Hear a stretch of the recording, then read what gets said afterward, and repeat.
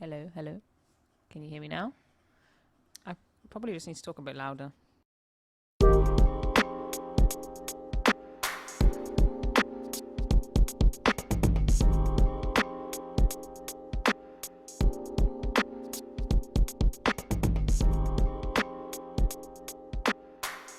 Hello and welcome to a new episode of The Paper Cut, a podcast about books and reading from the Middle East, Africa, and South Asia. This is also the first episode that will be aired in the new decade, so Happy New Year to everybody and Happy New Decade. So we're going to be discussing a book called The Greater Freedom, Life as a Middle Eastern Woman Outside the Stereotypes, written by journalist / writer / pretty cool looking person, Alya Mooro. Alya Mooro was born in Cairo in 1989. She's written for publications including Grazia, Refinery 29, The Washington Post, and The Telegraph on everything from social commentary and fashion to lifestyle. She holds a BA in sociology and psychology from City University and a master's in journalism from Westminster.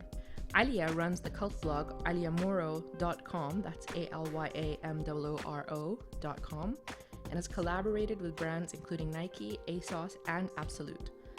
She has guested on numerous national radio stations, including BBC Radio 4 Women's Hour, BBC Radio 1, and BBC 1 Extra, where she was invited to speak about topics including the need for increased diversity in the media.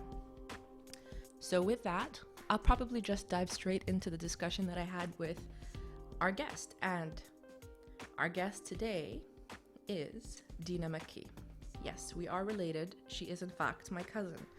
And she's the one who actually introduced me to Alya's writing and to her book and to her fabulous Instagram page, which reminds me how much I miss London. Dina is very fittingly a Middle Eastern woman who really does live outside of the stereotypes. She's a proper London hustler. She runs a cooking blog. Her specialty is Armani Zanzibari food, and you can check out her amazing recipes on her Instagram page at Dine with Dina, or on her website dinewithdina.co.uk. And she hosts all kinds of cool events like supper clubs, and she does catering. And I mean, if you just look at her page, you'll see what I'm talking about. In this case, the pictures are worth a lot more than anything I can say, which I shouldn't be really saying on a podcast, but okay. It's true this time. Dina does a lot more than that in her everyday life. Like I said, she's truly a woman living beyond the stereotypes, and she basically is carving out a path for herself. And we had such an interesting discussion that it was just no way I was going to be able to fit it into one episode. So for the first time ever, this is a two-parter. So this is going to be part 1, and part 2 will be coming up hopefully with less of a massive gap than previously. I'm really excited to share this because I mean the way the book is written, it forces you to kind of go into tangents, and we start talking about all of the issues that are brought up by the book. And okay, I'm gonna stop it with an introduction. I'll just get straight to it. I hope you listen with an open mind, and for sure this is gonna generate a lot of discussions, and I'm so excited to hear what's gonna come up out of it. And I'm really, really interested to hear what people's opinions are on the many topics, valuable topics that are raised by Alya in her book, The Greater Freedom.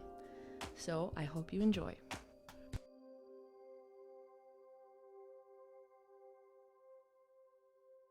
How relatable was this book to you on a scale of like, kind of sounds like me, to, is this me? I think it was a bit more like, oh my God, this is me. Like, I think I got to the second chapter and I was like, I'm not alone. Like, Yeah. there is like other people out there like me. Yeah. And I was like, this can't be for real. I was like, it's actually more of, reading it made it seem like it was more of a normal thing to be me than it does living my everyday life as being me. Yeah, I get what you mean. Yeah, I actually felt like more, I felt like I was part of the book. Because every story I read from someone, most of them I could relate to it. So it was kind of, yeah, definitely, oh my God, me. It's interesting because when I first picked this book up, I was like, Does this warrant having a whole book written about it, or could it be summarized in a well worded article? You know what I mean? Yeah. Okay, it's true what you say, but actually Alya has done quite a few articles about what it's like being a Middle Eastern woman, because a while ago, I remember she interviewed me for one. It's a really long time ago, but it was actually to do with housemaids and things like that, and how the Arab world treats them. So she's always kind of put them into articles and short summaries, and I think looking at it, when British people read it, they go, really, that happens? And they need more detail, more explanation of it. But like, I think based on these chapters, like when she starts, when how you're meant to look and how you don't fit in, those were like the first kind of chapters. I was like, okay, yeah, I know this story because I experienced that as a kid being in England. I went to a school and I was the only Arab child in my year. And I think any other foreign, I think there was about 4 other foreign kids in my year. So, you know, instantly I was drawn to the book. And then, how big was your, like, how large was your class? So in each class there was 30 of us, and there was in my whole year was about 125 of us. Whoa. Yeah. But then I went to a private school in a small city and a small town. So, you know, it's predominantly white, blonde, blue-eyed. So it was really weird. Like, I remember going home and trying to scrub my skin because I was like, Mum, why am I this color? And it was all because of one little kid who was always like, why are you dirty? So I used to go home and scrub my skin. And my mum was like, what's wrong with you? And then when you start getting a bit older and you get hairy and they've got blonde hair, it's like, I don't think I still can't accept that I've got dark hair. So I haven't got there yet. But so she does actually reference this in the beginning. She does. She goes through like a point where she realizes that she's not white, or that more specifically that like she is brown and she's not white. Did you have that experience? Yeah, exactly that experience, which is really weird because maybe from the age of 4 until when did I start noticing it? Maybe until about 7. I didn't really notice that I was different. I didn't even pick up that my hair looked different or something like that.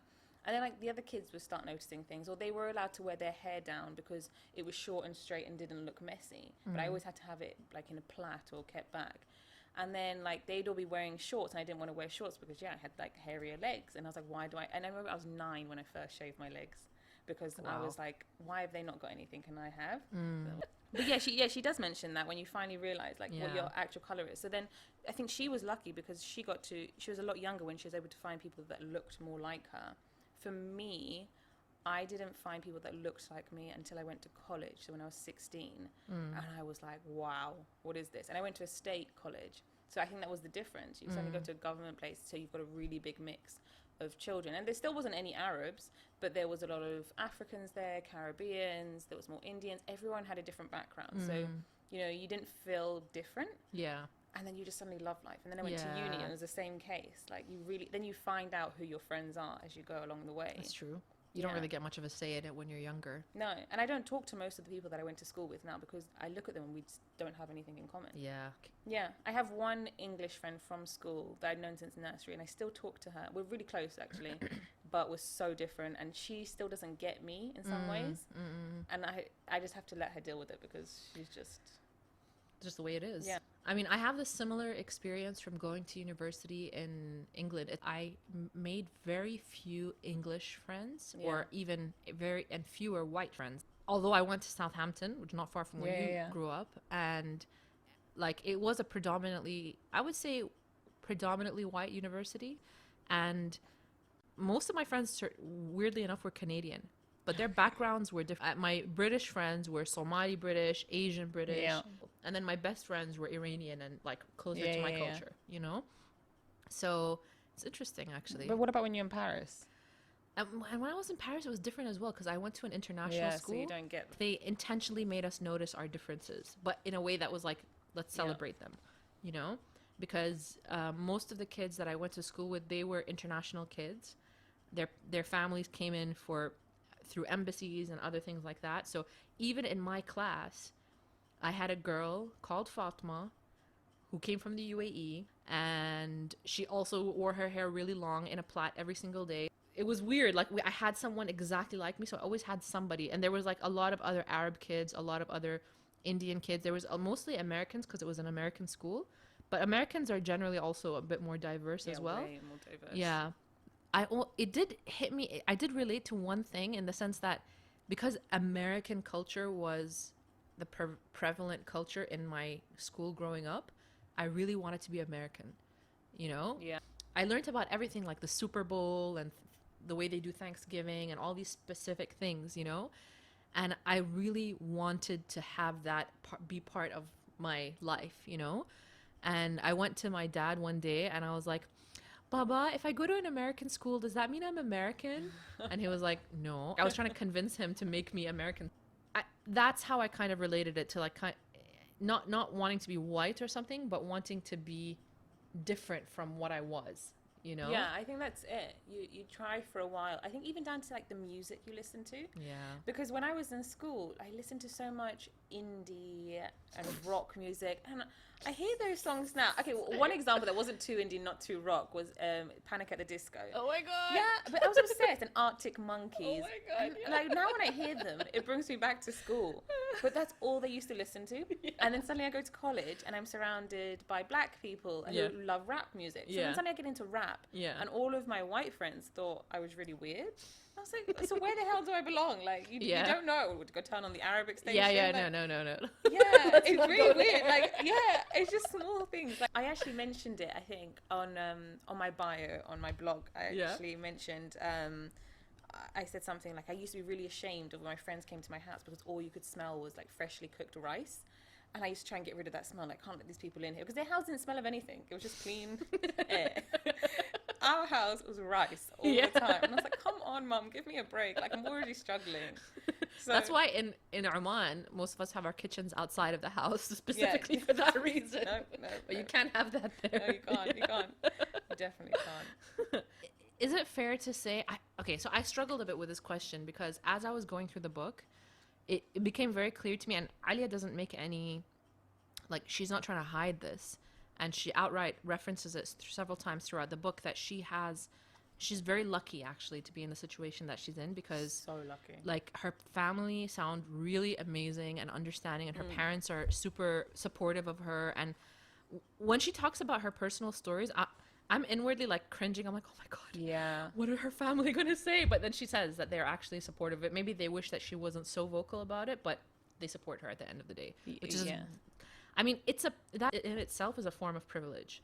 Oh, definitely. Like, even some of her stories where she spoke about, like, her first boyfriend and what happened there, and the way her mum dealt with it, I was thinking, my mum, I was actually raised in England, even though she wasn't born there. She was raised there, fine. She lived in Oman too. But she's always tried to be quite Western with me. If I had that scenario of her first boyfriend, I don't think I'd be here today. My mom would have just killed me off. Yeah, I know. And she's very, very liberal. Like, she can handle these factors. So it's true. When Alya does explain some of her stories, I'm like, you're so lucky. Yeah. I thought to myself, who is this story for? But, I mean, at the end of the day, maybe we do need to hear that side of the story. That's the whole point, isn't it? That there are many different types of Arab or Middle Eastern families. There's not just the ultra conservative honor killing type family. Yeah. And there's not just the super Western, super liberal, we'll do whatever you want kind of thing. And there's all the levels in between. So I think what she's trying to say, and what even I kind of fed into that whole stereotype of the story needs to be a sob story of I overcame some kind of like adversity. My family disowned me. I had to live through poverty after my family disowned me and all that kind of stuff. Like, I was kind of almost imagining that was going to be what happened when I picked up the book. And when it didn't happen, I was like, wait, this is not where was it going? Yeah. It's true. Because when you get to the conclusion, she concludes with the fact that everyone has a completely different story. Yeah. But we have some human traits that are all the same and we all feel these same emotions. We've just experienced them in different ways depending on how our families actually are. Yeah. But you are hoping for something more. But because she didn't necessarily come from, a bad family, she's been lucky that she can just look at all of these different stories and make her own mind up. And even though what I like about her is that she's made up her own mind, I am a Muslim in how I believe to be a Muslim, and I do drink, I do eat pork, I do wear a bikini and post it, and she doesn't feel guilty, but maybe that's because her family also accept it, and it also depends how close you are to your extended family, because my mum probably wouldn't care if I posted a photo of myself in a bikini on Instagram. Like, she'd be like, whatever, that's your life. Yeah. My grandmother already told me she'd disown me.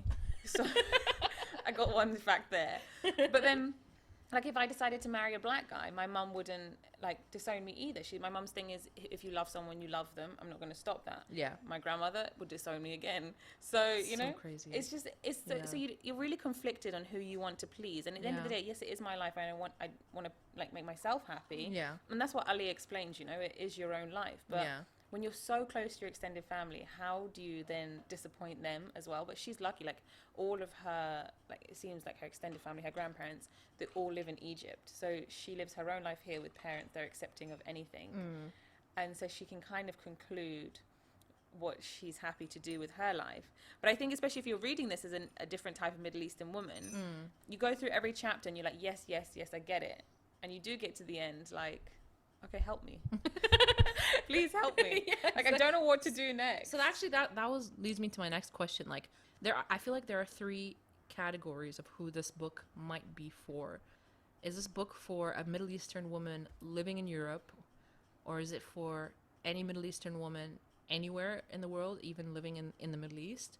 Or is it for someone who's completely outside of the culture and just wants to know? I definitely think it's really useful for non-Middle Eastern women. Westerners, it's so important for them, I think, because they don't get it. You know, like my best friend who's English, I try to explain the fact about how we choose who we want to marry.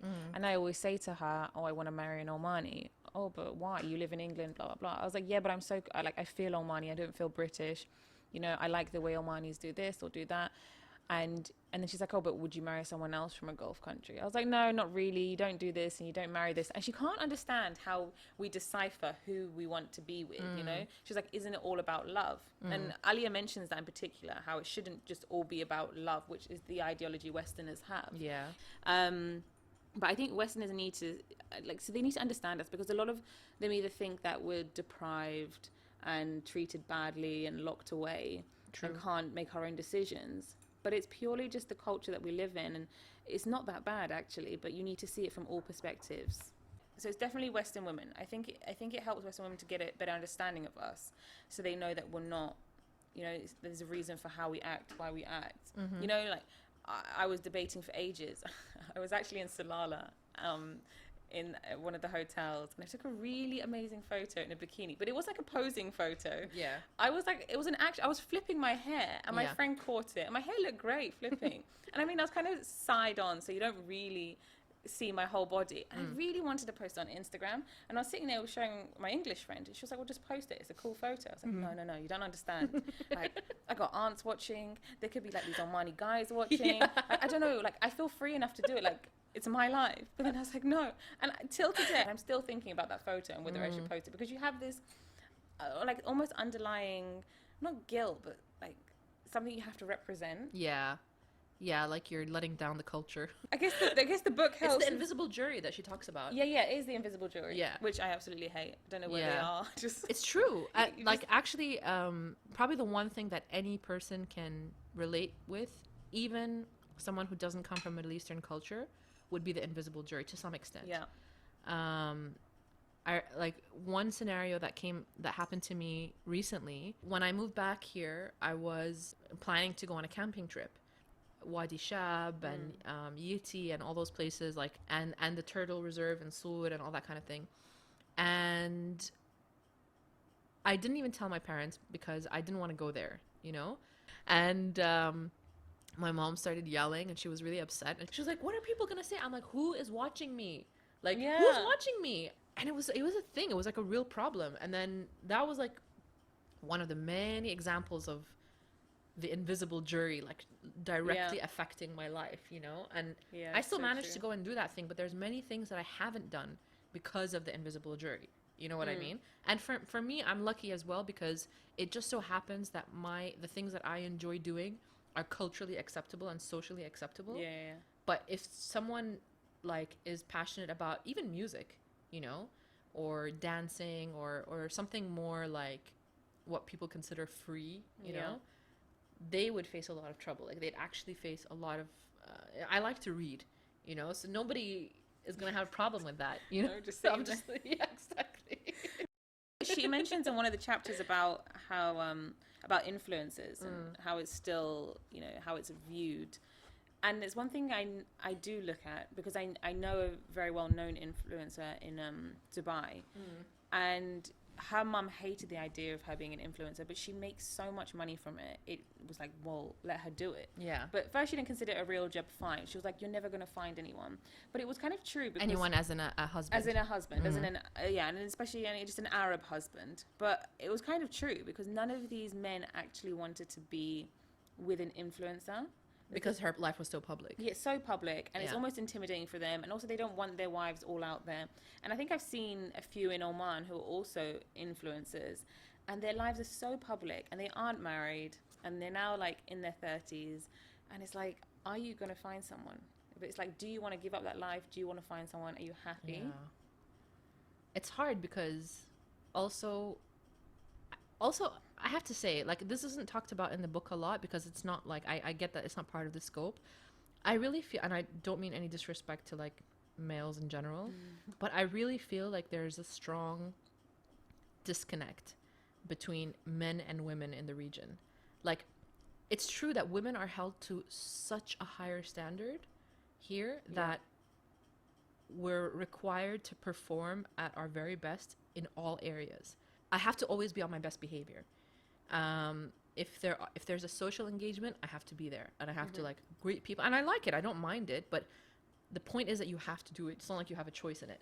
But if a guy doesn't want to do it, he doesn't have to do it. It's not part of their requirement, you know? Yeah.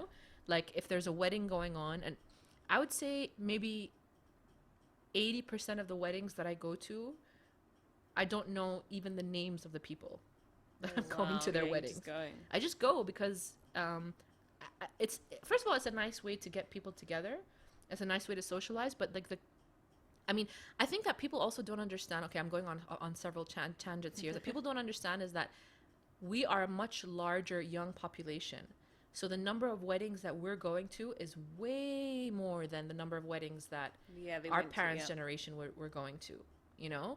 So it's very normal, and she references it in the book, that it's very normal to receive like 100 wedding invitations a year or more. But yeah, I mean, back to the men thing. I mean, don't you feel like that's another example of the double standard, that they don't want their women to be so public and they feel intimidated by them? But I think that reflects more on the men in the region than it does on the women, you know? Yeah, because I think if the man was confident in themselves and they understood and trusted, I think it's all about trust. If you trust your woman, your wife, to go out there and be in the public eye, first you know that she's doing it because she's doing it for a living, and she must love her job that she does.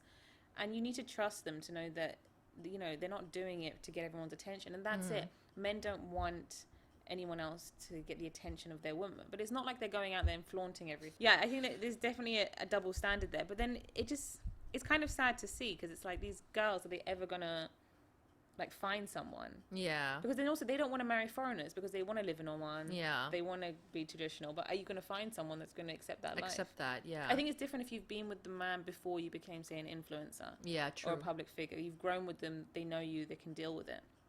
But it's not even just on the influencer scale. There's a lot, like, I mean, I'll give you an example. I mean, our experience of, I don't want to discount our experiences, but as I said, there's levels of society and levels of conservatism. Is that That's the a word? word. I know you're the literature one. And a perfect example of that is in my field, in law. My colleague went into, a female colleague who's a very senior member of our firm, went into a government office, and she was trying to get some papers sorted out and all that kind of thing. There's like a tense relationship with the men of that office, because they don't really like being told what to do by women. So they proceeded to have a conversation in front of her on purpose, trying to like rile her up, saying that, oh, you know, these days women are working everywhere. I would never let my wife work. I would leave her at home and let her be spoiled and blah, blah, blah, and all that kind of, you know. And then the other guy was agreeing with him. And it was very like theatrical, you know, like it was very much on purpose to make her feel bad because she was working. But Yeah. It was just bizarre. Like that's the mentality that a lot of people have.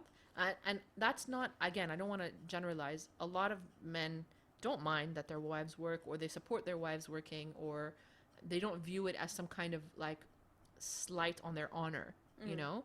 But it's a problem when they actually do have that level of control, you know? Yeah. She mentioned, what chapter was it? She actually mentioned a lot about that specifically, and saying how, you know, the men will control you and they tell you not to work.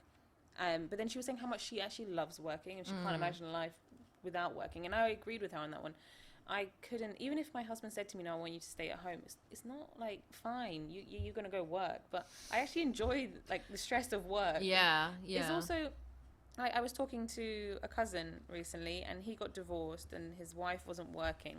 And he actually divorced her because she wasn't working, and he was bored because they had nothing to talk about, because it's like, what did you do today? I washed some dishes, I cooked, I baked a cake.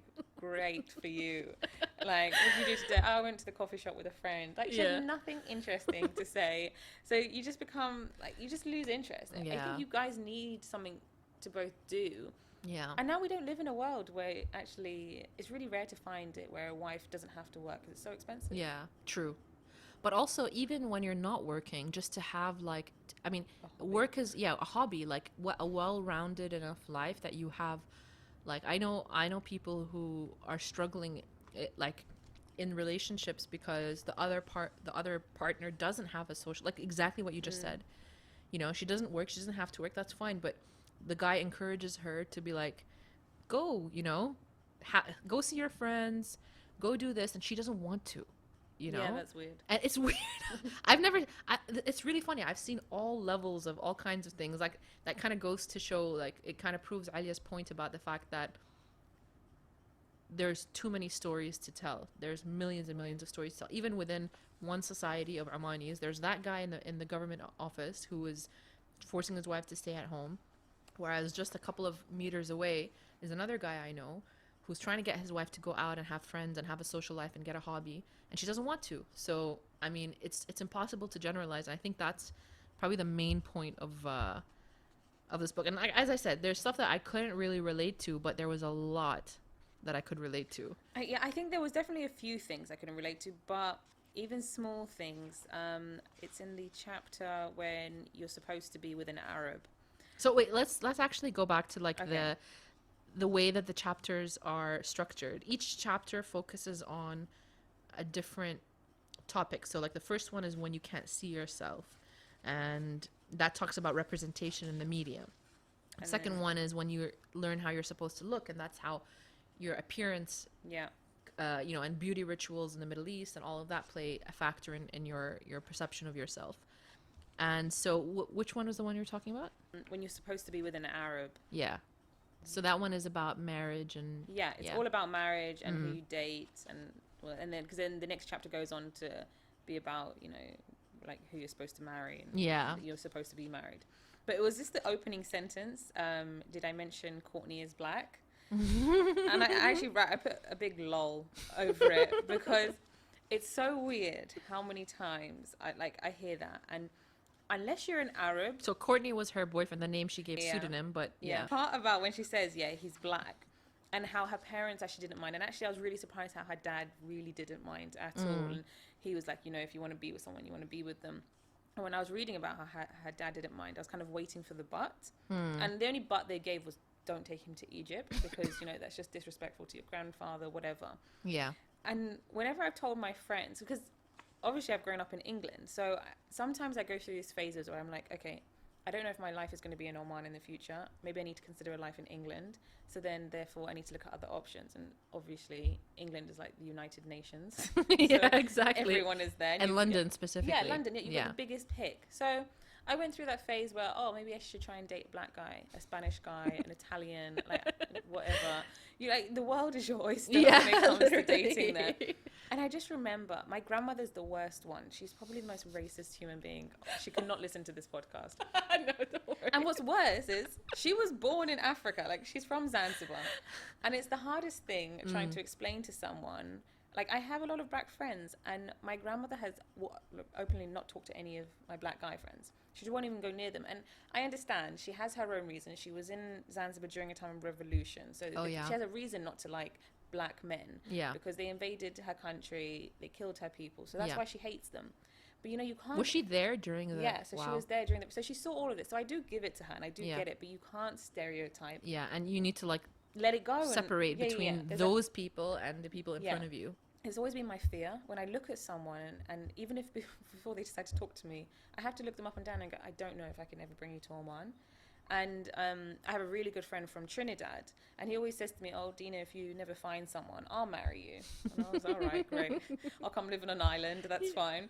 He's like, yeah, and then if you want to visit Oman, we can visit. I was like, no. And he was really hurt. He's like, why can't I come there? I don't mind if you want to live there, and I will live there with you, and I'll work there. I was like, there's no jobs for you there. And in a perspective, it's kind of true, and it's kind of sad, because I don't know, it's like, why do I, and again, it goes back to the invisible jury. Like, if I brought him, a good example, I have a friend, she's Omani Zanzibari, she was actually born in Dubai, grew up in England, lived a bit in Oman, and now she's back in England. Her boyfriend is from Zimbabwe, and watching her parents go back and forth with this, her dad still is on the border of, I don't want to know. Is he black? Sorry, you said he's black. He's black from Zimbabwe. Yeah. Her mum took a long time to adjust, and she's just getting over it now, purely because, you know, her daughter's made her decision. Yeah. She has to deal with it, whereas the dad is still trying to find hope that she can make him leave. And I asked her, I was like, so do you ever, because she was living in Dubai and she moved to England for this guy, because, you know, she couldn't see him coming to Dubai anytime soon. And I was like, do you ever foresee living in Dubai? And she's like, yeah, I really want to live in Dubai or Oman. I was like, but how are you going to do it with your boyfriend? It's never going to work. And she's like, oh, Dina, don't say that. It's changing in Oman. I'm like, my friends and my cousins are okay with him being black. No one cares. I'm like, it's not about that. It's not about your friends, okay? Yeah, obviously. I was like, he still has to get a job Yeah. and work. And he will instantly be categorized into that that category of, you know, you're a lower class. And no one will ever treat him with the respect that he deserves. And she hums and she haws and she sees it, but you're almost in denial. And you think that, you know, okay, I don't care about what my aunts and people think, but you kind of have to, because... Yeah. But it is bad. It's bad, and it's like, it's sad because we're still going through a phase where, I mean, as a society in Oman and in other Arab countries, where we're like trying to evolve into the next stage of tolerance and acceptance, and not just tolerance, but actually living like peacefully together. But in order for that to happen, there needs to be some people who become those like trailblazers, you know what I mean? And it's not a comfortable position to be in. Like, you have to be able to, like, it just has to be that way.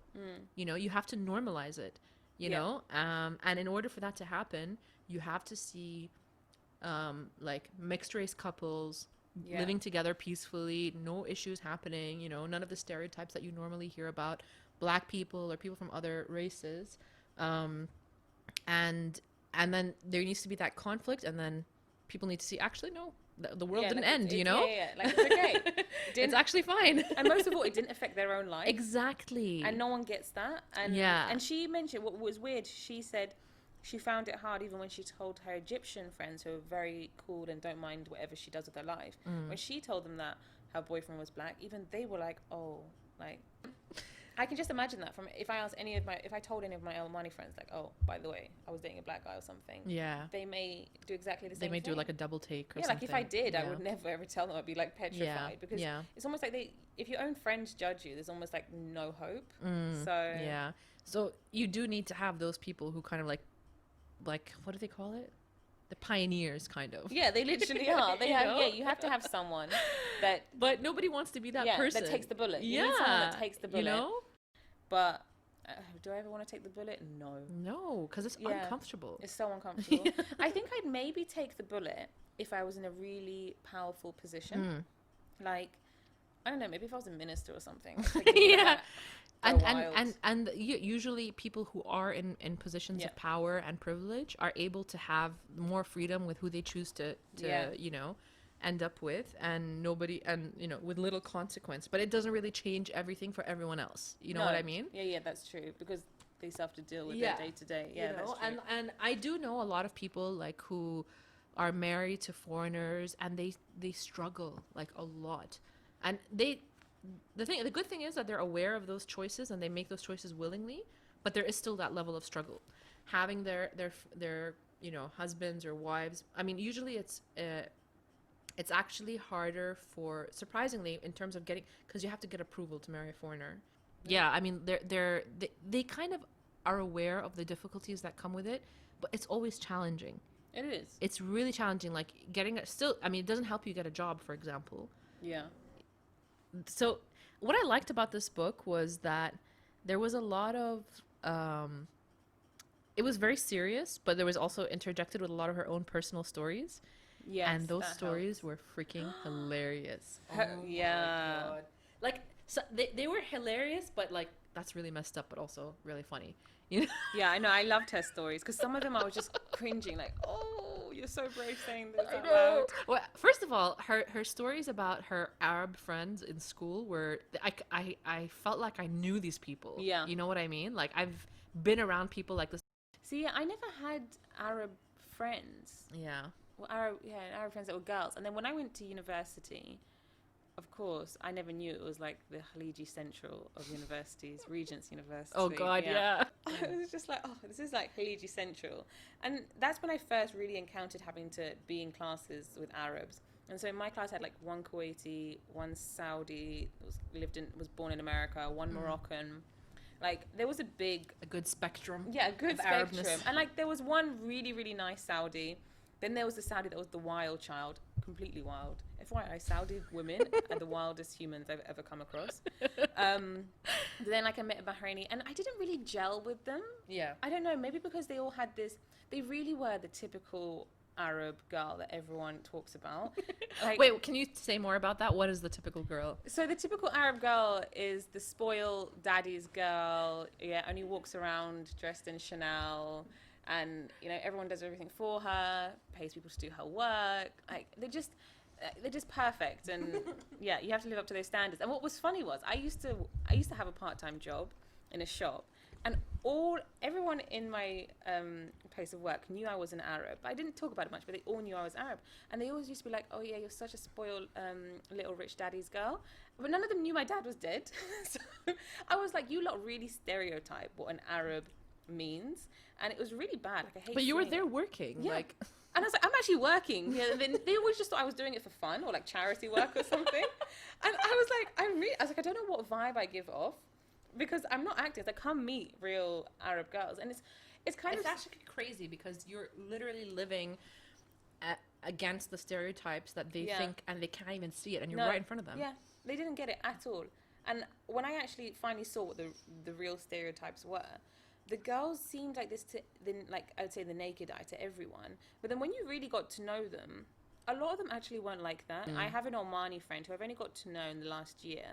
She's studying in England at the moment, and it's her first time like living abroad. But she's in her 30s, and now she's living the life that I had when I was 18. So we kind of balance each other, because she has those typical traits of being what you expect a Gulf Arab to be. Yeah. And, you know, very stuck up, very snobby. When I first met her, I did not want to be friends with her. I was like, I can't do this. Like, lives down Knightsbridge. Yeah. Lives her best life. Doesn't have to worry about a thing. Has no clue of how to just survive alone. Like, I knew one Arab girl. She was like, oh my God, you're so lucky. You get to iron your own clothes. What? I was like, what? She was like, yeah, I love it. I love being like playing housewife when I'm here, because like we have housemates to do it for us. I was like, oh, I'm sorry, but that's really condescending. Yeah, I was like, you don't understand what you're saying. First of all, nobody likes ironing, no matter what. Yes. Don't like acting like a housewife. I just have no choice. Okay? But I mean, like for instance, going back to this Omani girl, it's just, until I unwrapped her layers, I actually kind of felt sorry for her. And I felt sorry for a lot of my Khaliji friends, because yes, they all came there with all of their father's money. They have no concept of how to. When you unpeel them and you get to know them, they're actually really lonely people, and they do all this partying and they live their best lives when they're outside of their countries. And you can't believe, I can't keep up with how wild they are. And they always look at me like, oh, but Dina, you can drink if you want to, and you can smoke if you want to, you can do drugs. Yeah, but I don't want to. Yeah. Like, I have access to them 24 hours. Yeah. Like, It's not like you need to compensate for like Yeah. a much more conservative life or Yeah. a much more sheltered life. It's the sheltering that yeah, basically. it is. Yeah. So they all just go wild. So I think when Alya speaks about the girl she knows, like, I never grew up with those. And then when I finally was opened up to them at uni, at first I thought they were so cool and I wanted to be with them because I thought, oh, maybe it'll help me figure out who I am. Did not. It just made me realize I was probably lucky to have been brought up in England, to have like got the best of both, because my mum made sure that I knew exactly where I was from, but you know, she was like, you need to learn how to catch the bus yourself, how to do the basic, you have to go work. So true. Yeah, so I don't think I could have coped with, if I had them since school, I probably would have gone to uni acting like them still. And my mum noticed that sometimes if I'm around them for too long, she's like, I come back and I'm on my high horse. She's like, get down from that. There is no hadama here to do your stuff. Exactly. When I was at university, we didn't have a lot of Khalijis. I actually specifically chose my university because it had a very low Arab population. Because I got accepted to Warwick, and Warwick has like, my sister was accepted to Warwick before. She went there for a year before me, and when I got accepted, she was like, oh, I know this person, I know that person, they're Omani, they're Bahraini, they're this, they're that. I was like, I need to look for somewhere else, actually. You know, I don't want, I want to see something else outside of the people that I see every day here. And I chose Southampton because at the time it was a very small group of Omanis, and I didn't know much about the other like Khaliji population. I said to myself, I'm never going to live with an Omani. I'm not in the mood for being spied on, for being talked about, for being this and that. Like, I'm leaving to be independent, you know?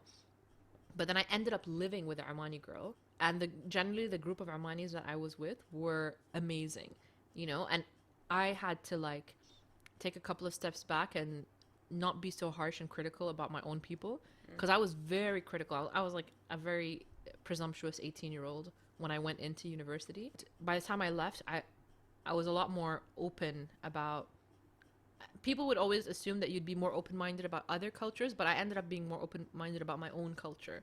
Because I had a roommate who was Omani, and she wasn't anything like the image that I had about my own people.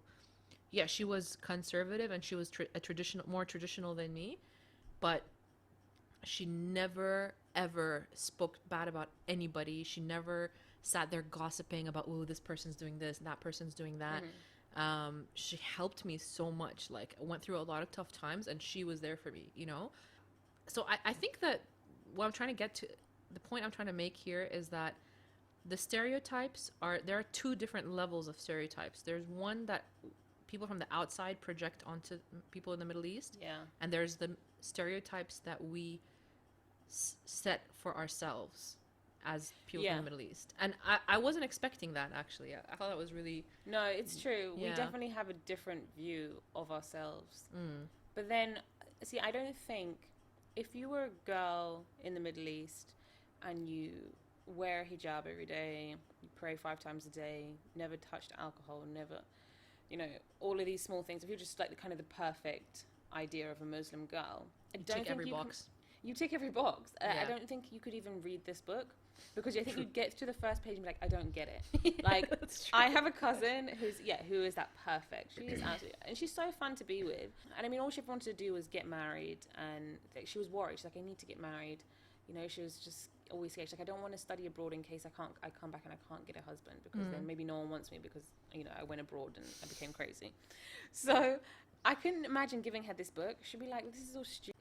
I can just imagine her trying to get through these pages going, none of this makes sense. This is all stupid. You girls are stupid. Like, and so it's kind of sad. Like, get over yourselves. Yeah, it's kind of sad, because it's like, I wish you guys could understand. But then it's like, maybe, are they lucky that they don't understand? It's like, are you lucky if you're brought up in an environment where you just are the typical perfect Muslim girl, you get married, you have a good husband, you work, you live your life, you go on nice holidays? Or is it better to be the one that's like more like us, where you've experienced both cultures, you're conflicted in the middle? Like, I don't know who's got it better. Have I got it better because I have the freedom? But then to her, she's got freedom because she isn't restricted and she chooses to live that life. Yeah. Or does she? Well, she doesn't know any better. Exactly. So then it's like, But then are you better if you don't know any better? Because you spend most of your life being confused. I don't think it's nice to be caught in the middle because you never know what's right. It's not nice to be caught in the middle, but also I think that it would be lovely to live a sort of life where you know your place at every moment. You know what I mean? The comfortable life you just mentioned. It would be great.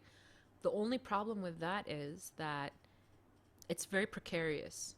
Yeah. If anything goes out of place for a second, everything goes wrong. Like, let's say they go on a holiday and they get exposed to something. You can't stop outside influences from happening. Yeah, you know? that's true. And anything happens. Let's say they have, even if it doesn't happen to you yourself, to herself or her husband, she can't control what's going to happen to her kids. Yeah. You know? Kids here, even the ones that have fully grown up. I grew up between France and here, and I spent university in England. But I know people who were born here, went to school here, went to university here, and they still have a very westernized outlook. Yeah, because true. that is the mainstream culture here, like, without a doubt. It's just the way of the world now. And their parents are like sitting there holding their heads like, what the hell? You're always going to be living a life that's very dependent on a lot of things. Whereas if you're in between, you have a freedom to pick and choose what suits you. You know, all you have to do is make the decision and stick to it. Yeah.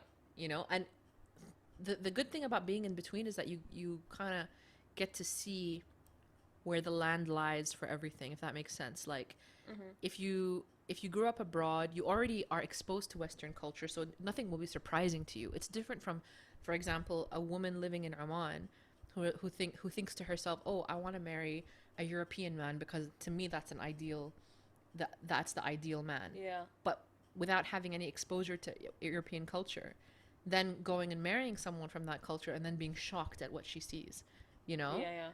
When you're already living in a place like London or anywhere else in England, you already have that exposure. You have the exposure of your own culture from your own background, so you know everything. You know? Yeah, that's true. And then you get to make the decision. You have done your due diligence just by living through it, you know? Yeah. So I feel like,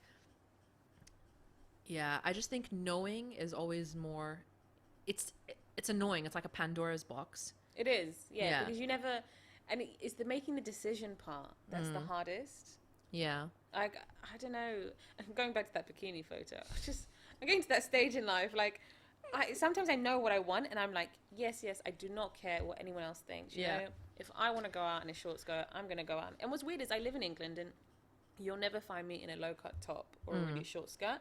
But sometimes I'm like, well, I have that freedom to do that, and no one's actually gonna care in England. But there's something in me that's like, don't do it. Like, just hold your modesty. And then, like, I have these moments where I'm just like, okay, but do I want to be like a proper Arab? Do I suddenly want to pray 5 times a day? And I'll be like, yes, I'm going to do that. And then I sit back and I'm like, I don't know if this is right. So I think you're always conflicted. Yeah. I don't think it necessarily can always be a bad thing. Sometimes it's nice. It gives you change. But yeah, you just, in this, I think that's the problem. I said that's the only thing. It's not a problem in the book, but the book talks about all the chapters that it's almost like you need another book to say, okay, this is the answer. Actually, I so when I started out, I mentioned like saying that does this need a whole book? But when I went through the whole book, I realized that each chapter could be a whole book in itself. Yeah. Like legitimately. Yeah. I mean, just the chapter on number 1 on representation in the media. That could be a whole book in itself, for sure. Yeah, the stories that could come from that. So you're right. I mean, there's just so much to unpack. There's so much to unravel, and you end up having to make difficult, but as long as you can make it with some form of conviction. Not necessarily confidence, but conviction.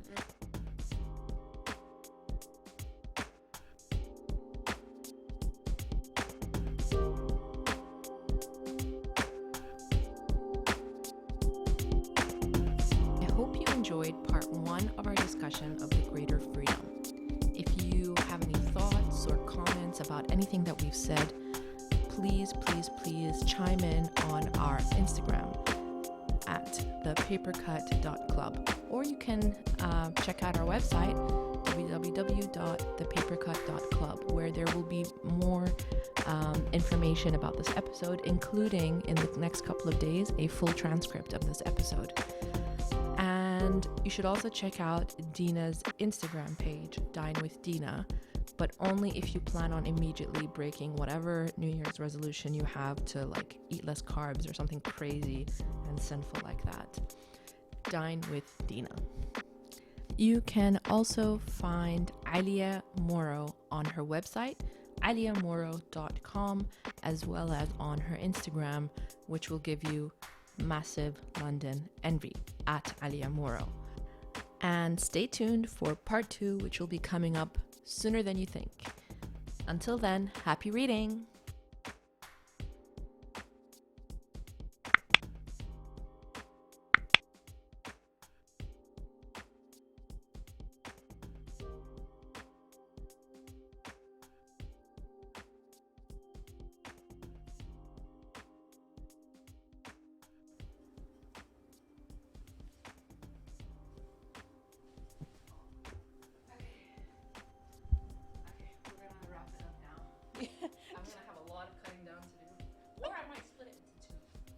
We've been talking for ages. But it's one of those subjects you just can't. You keep going. Yeah. You can go in so many different directions. Oh, I love cheese. I'm not usually a fan. What? Yeah, I'm not a cheese person. Oh, weird. Oh my god. I tell you what cheese I do like though. Brie. Yeah, bread is amazing.